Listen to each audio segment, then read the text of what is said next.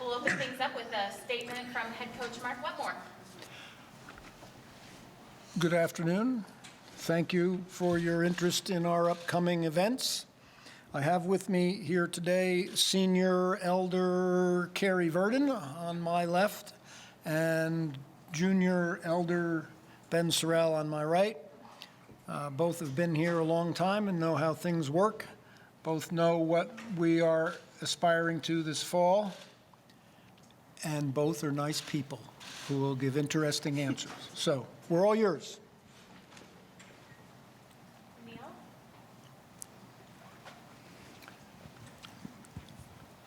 Expectations for Colorado cross country are always to finish at the top in the nation. What do you guys look for to do this year? Carrie, the women have been second twice in a row now. Second for just last year, Oh, and okay. then seventh to the okay. 2 years before that. Yeah, they were second last year. We have a good group returning. Frankly, our best team ever, unless I make some mistake. And so we expect to be very high. The team that won a year ago won by a lot. It was a big margin, and they have a good team returning. New Mexico.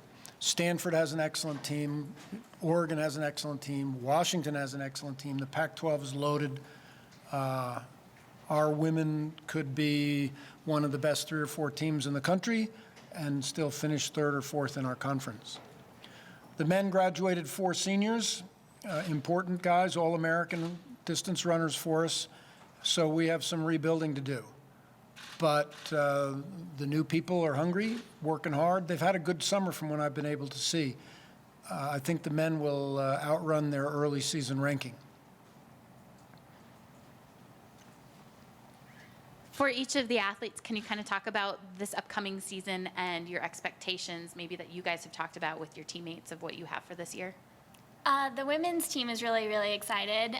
Last year was a really big year for us, and so coming into the season, we haven't really sat down and specifically talked about specific goals, but in the back of our minds, we're all kind of gearing towards that national meet, and we know we have a good team, so placing as high as we can is definitely one of our main goals.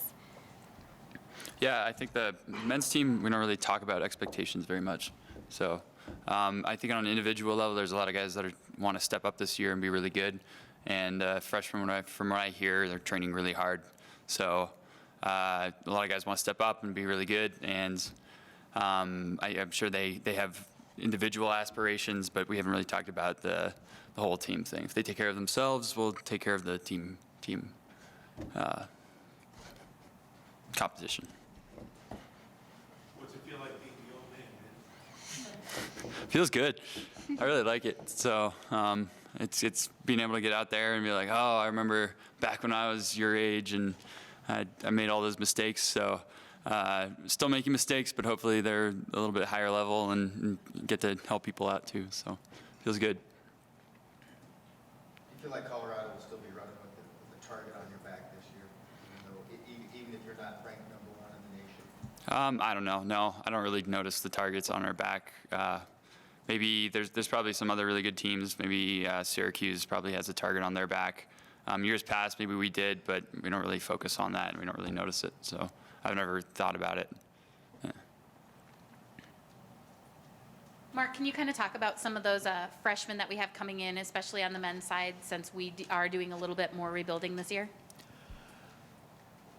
We have the best incoming gender combined class I can remember. 2 excellent young women, national caliber women, 7 men who are all good, but going all the way up to really good.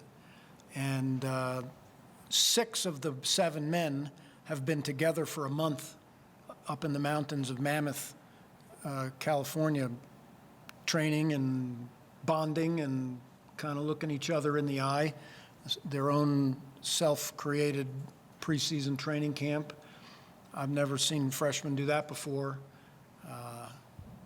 It's a very good class, and that's what keeps a coach doomed. That, yeah, 5 more years. In the past, you've said that a freshman male would be less likely to join the varsity roster because of the difference between high school and college.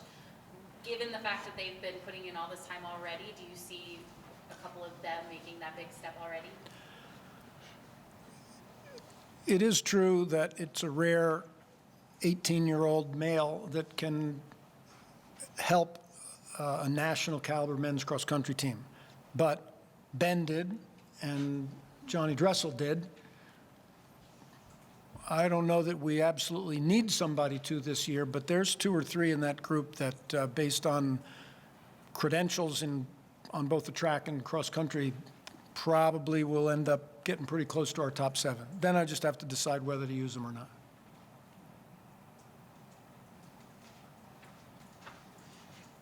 Do we have any more questions for our cross-country team? Ben, what are your goals this year nationally? I have no idea. I got to figure that out. I've had someone ask me that the other day. I still have no idea. So maybe I'll start thinking about that in a couple of weeks. Right now, I'm just trying to get back my feet under me again and get training again. But I have no idea. Ben, let me interrupt. Ben raced late in the track season. He went all the way to the Olympic trials.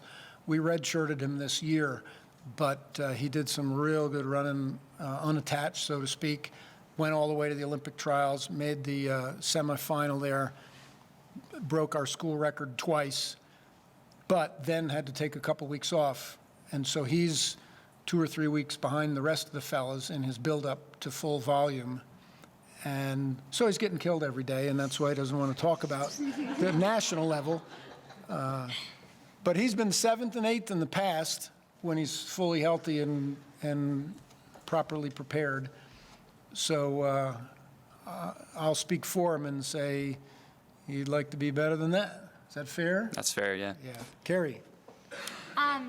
For me, probably I haven't really sat down and really thought about it like Ben, but trying to help out my team as much as I can, be a scorer, and trying to grab an All-American spot in cross-country would be great. Mark, once again, the NCAA championship is back in Terre Haute. Does that feel right to be heading back to Terre Haute for the 11th time out of 13 years, maybe to get back on track? We like Terre Haute. We like Louisville. I liked it in the old days when we rotated all around the country. Terre Haute is a fair course. It's not a particularly challenging course, but no one gets pinched off in narrow places, and nobody steps on roots, and nobody has to jump over creeks. So it's fair for everybody and less likely for things to go wrong. It might be good for our team. I think our team is a speedier, more track team like cross-country team than usual.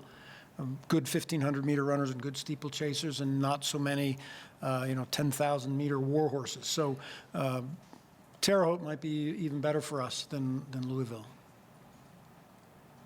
Any more questions? Carrie, do you draw any inspiration from having 2 former buff distance runners being so high profile this month for you? Yeah, it's really, really great. It's cool to be watching them on the screen and just know that you've gone on some easy runs with them, or, watch them do workouts. Yeah, it's really great to have that sort of high caliber athlete that you're able to look at every day, see what they're doing, because you can kind of use it to model yourself after them to be the best athlete you can be. So it's a real special treat that we have. Okay.